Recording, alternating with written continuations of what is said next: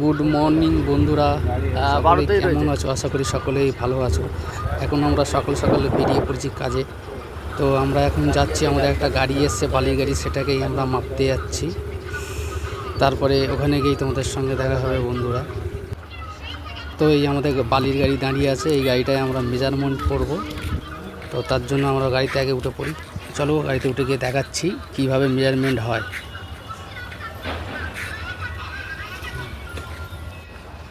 এই গাড়িতে উঠে পড়লাম আমি আর মেজো ভাই। এবার এই গাড়িটা মেজারমেন্ট করব আমরা।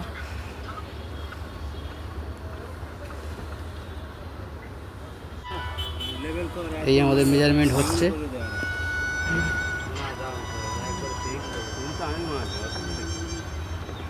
আশেপাশে পরিবেশটা খুবই সুন্দর দেখতে পাচ্ছ, একদম খুবই ভালো পরিবেশ।